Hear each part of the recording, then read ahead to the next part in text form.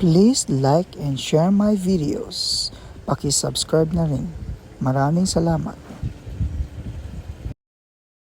Maraming salamat po sa mga 6 na bagong subscriber ko po. Paki-comment lang po yung mga pangalan nyo at isi-shoutout ko po kay lahat.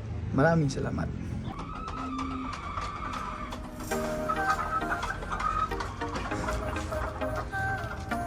Butcher. Muraragulay amo. Murarag amo ning manukan ni pero 55,000 ang presyo ani dito sa Mount Banahaw. Ha. Hinay. Taon ko na. Spangle hatch ka sir ko mura ni siya. Akong White Kelson ako na mga original pala ko sa kuan pa year 2012 na mga White Kelson na nakuha ni B-Boy. Still napadapon siya ron. Spangle hatch brood cup, a brood stock. Directly acquired from Joseph Lacson of Sir Coel. Yung mga pullets. All Popeye Gray. BMW. Muna yung makapawala na ako nakapoy. Stress. Mount Banahaw. SBR. Leg band. Leg band.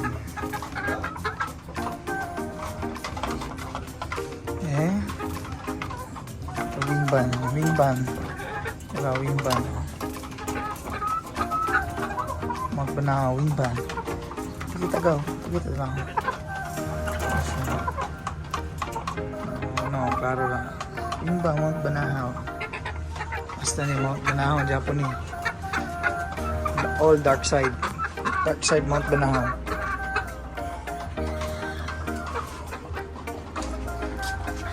Ang akong butcher na one time winner unscratch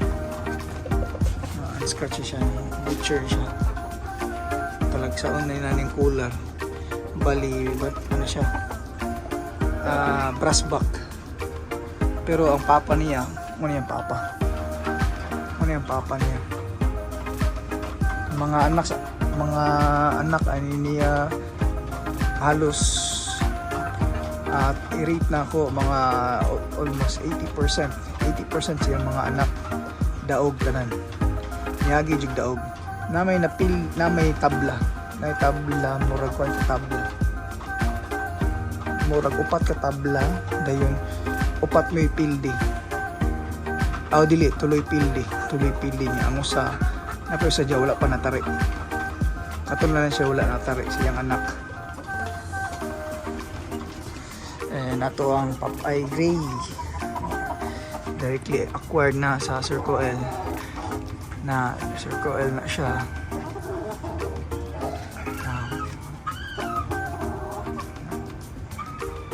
sa makalantaw sa akong previous na akong sa videos na dito ang trip na mo to Sir Coel na mo na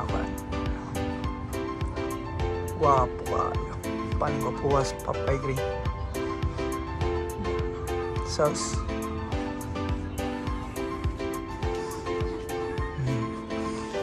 ang incubator nakaload na ko nila tanan of almost 50 plus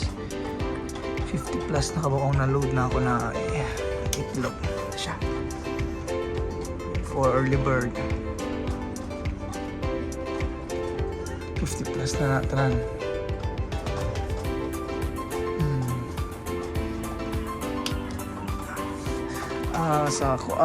Sa katong na ay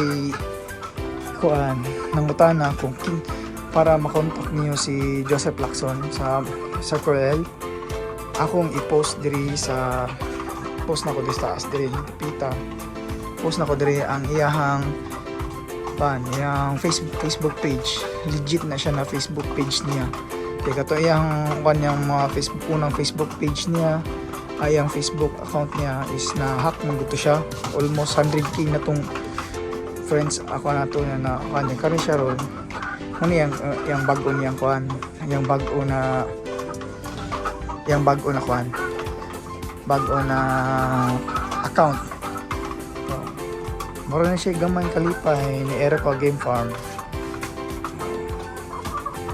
Nag-breeding pa ko. Kaya man, mag-setting pag end of the month na ko, mag-setting pa ko sa ko ang gamay na hiliktanan dito sa kuan. Dito sa ko ang yutang mapalit niya pohon. Dito na ko i-range na nandun mga pisuan eh. Gamay ra sa puro backyard ko Japon siya. Kaya dili kayo kuan. Dili kayo dako. Pero gagawin ko soon, hinay-hinay lang tag kuan. Asin sa akong kinabuhi. Barago na siya na kinsagoy kuan. Sino ba naman ang taong nagsumikap na nasa taas na? Lahat naman tayo galing sa baba, di ba? Galing tayo sa baba. Kaya sipag-sipag lang, no? Itong mga videos na to, memories ko to. Pag darating ang time na sisikat rin ako sa isang vlogger na mamanok. Sisikat din ako. Soon. Pagbigyan ng Panginoon. Hindi ko sayangin yung ibibigay ng Panginoon sa akin na blessing pag darating yan. May maganda nga tayong mga materialis. Pero dapat muna laban rin ako. Kasi paano mo ipopromote yung palahi mo kung hindi ka maglalaban. Dapat laban ka rin kasi katulad ko galing ako ngayon sa baba ngayon, tapos ang napakahirap mag-champion dito sa Negros Oriental or sa kahit sa derby. Mahirap talaga. Mahirap mag-champion. Kay 3 tax na lang o 3 wins, mahirap na hirap. Ito ang source ng pedigree ko. Pedigree ng panalo ko. Hindi ko aalisin to. Proven and tested ko na siya. Yan. Butcher. White leg, straight comb. May bandera. Yan ang authentic na butcher ng Mount Banahaw. Bali baka next month o kukuha ko ng inahin. Babae na butcher kukunin ko Mount Banahaw para mapag-mate ko sila, para magpalalabas ko ng material ng lalabas ko. Yan. Material na talaga ilalabas ko sila. Pero ngayon lang to siya kasi naka-battle cross ako ngayon kasi bala ko lalaban muna ako. Pero may may financer na ako sa mayroong bibili sa akin ng unti-unti ng mga battle stag, pero hindi ko bibenta ng lahat kasi lalaban muna ako. Lalaban muna tayo. Nag-champion na rin ako dati, pero ngayon iba na klase talaga ang labanan ngayon.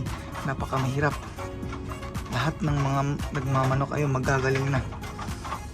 Hindi na basta-basta. Lahat yung mga kalaban mo. Talagang mga malalakas. Hindi mo sila kahit nga yung mga small time breeder. Sila ang pinakadelikado talaga. So, dito lang ako. Pero pag nagko-cord ako sa labas, kasi yung may lote dun sa labas na hindi pa ginagamit, yun ang nilalagay ko na magko-cord ako. Papakita ko sa inyo kung saan ako naka-cord. Nasa tabing sa bridge lang ako nagko-cord. Tabi ng bridge, kino-cord ko yung mga ko. Sa ngayon. Kaya part niya, pinukondisyon ko, nandun dun eh. Kino-cord ko na sila, pero may kulungan pa rin ako sa baba.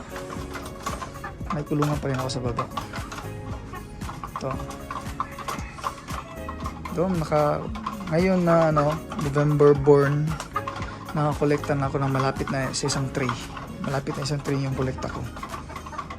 Sila ang nag-iitlog lang nito ngayon ay ito, nag-iitlog to, ito, itlog, ito, at ito. At ito team. Yung isa, kaka-reset ko lang yan. Ni-reset ko siya kasi ayaw niyang magpa-kasta. Ni-reset ko siya muna. Pinurga ko, tapos bacteria flushing, tapos ligo. Tapos inject ako ng Bilyamil. Bilyamil yung gamit ko na pang-inject. Tapos yung patubig niya lahat naka-Bitmin Pro ako. Product ng mga Battlecock. Battlecock. Sana naman mapansin niyo ako, Battlecock. Product user ako. Kahit mahal. Pero para sa akin, hiyang ako doon. Nahiyang ako sa Battlecock na mga product. Hiyang rin ako sa Excellence. Sa Excellence rin. Kasi dati Excellence rin yung ginagamit ko. Pero yung na-try ko yung Battlecock. Pero na-balance ko. Mas hiyang ako sa Battlecock.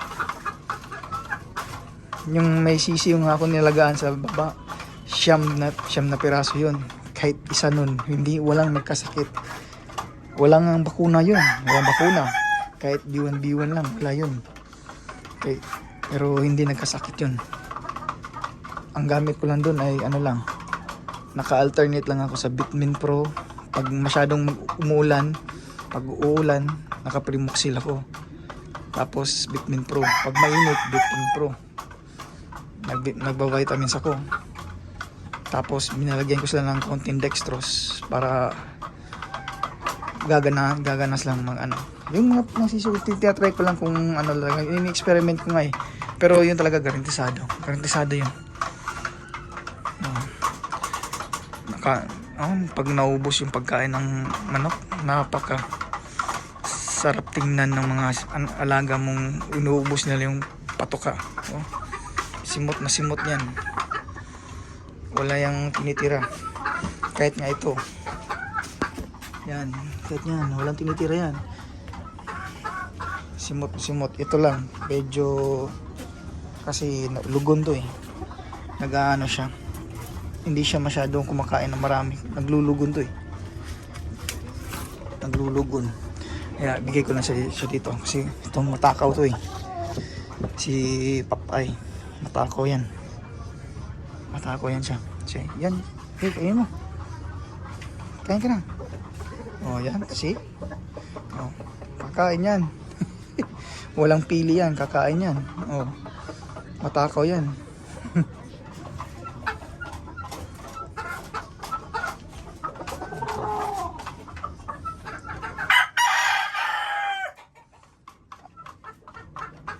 Yun. Kaya puputulin ko muna yung video ko dito. Ito pala si Erico Game Farm. Nagsasabi sa inyo ulit ng magandang araw and happy breeding.